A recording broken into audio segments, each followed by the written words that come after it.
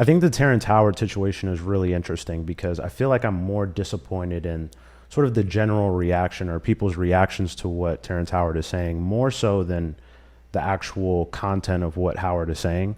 Because while I do think that a lot of what he's saying is very wrong, and there are a lot of reasons for that, I think that it says a lot more that people are kind of failing to see the obvious logical flaws, which would kind of lead you down that road of saying, okay, maybe this isn't the most trustworthy information given all these missteps that he's clearly taking in his logic. Given that, I kind of want to focus on the general lack of scientific literacy that is very quite evident based on this situation. Being skeptical is fundamental to science. It's how it progresses. Science is ultimately an iterative process, right? So it's about getting closer and closer to the truth, but you're never quite actually at the truth, right? I think that this often gets misrepresented in the classroom and by media and just at large, but science isn't about putting forth absolute knowledge about the world. It's more so presenting, hey, this is our best current understanding of the world based on experimentation, reproducibility, peer review, all these processes that try to minimize as much human intuition and human biases as possible, right? So the kind of base of knowledge that we have from science is kind of our best current understanding of the world. And current is kind of the key part in that because again, it's an iterative process.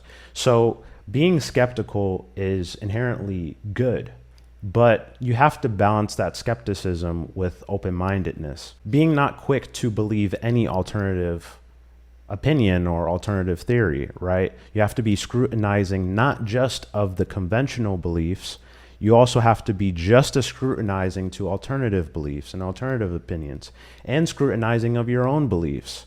That's kind of what it means to be a true scientist. You want to know the truth about the world, even if it means being wrong. And I think this situation just says a lot about us as a scientific civilization because I think as citizens, there's clearly not enough understanding of how to be skeptical, but at the same time, not just believe any alternative opinion or any alternative hypothesis about the natural world. Like, you actually need to sort of be more open-minded and be more scrutinizing of every opinion, not just conventional beliefs, but also alternative beliefs. And I think it's very much clear that he lacks the sort of basic kind of tools and understandings as a mathematician or scientist because he's not putting forth very clear, obvious, logical proofs for the things that he's saying or putting forth logical proofs for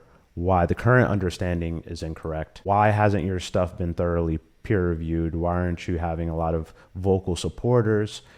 How have you sort of used these things to make any real change in the world, right? Because again, everything that powers our cities and powers our technology is fundamentally rooted in some of these core mathematical and physical concepts and has powered civilizations. To claim that all of math and science is kind of has issues at the root is to basically discredit all mathematicians and physicists, or the vast majority of them in the past several centuries, who have helped build the knowledge base that we have today.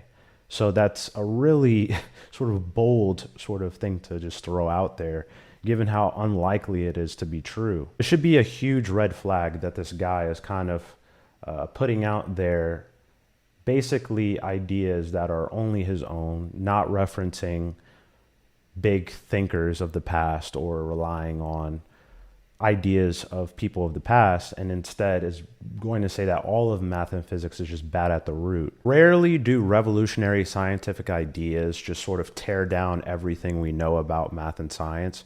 Usually they build upon existing ideas, or they point out the issues of certain assumptions. But usually those assumptions aren't fundamental to the level that the entire knowledge base is just kind of misguided completely. He also just clearly has a very poor understanding of scientific concepts in general. Like, he tries to assert that scientists think that electricity and magnetism are the same thing.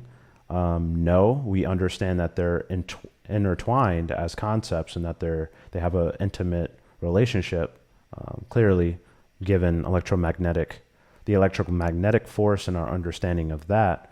But it's very obvious that they're not the exact same concept in physics. So yeah, he just says stuff like that shows a very poor understanding. But there's nothing fundamentally wrong about challenging conventional beliefs. It's what's driven science to the point today and has helped form the knowledge base that we have today, is kind of challenging conventional beliefs, challenging sort of pre-existing assumptions about how the world works and things of that nature. And I don't think people understand that enough. And I think a lot of that has to do with scientific communication in school, but through media as well. But anyway, I'm going to wrap this up. That's my kind of general thoughts on the situation. Let me know what you think.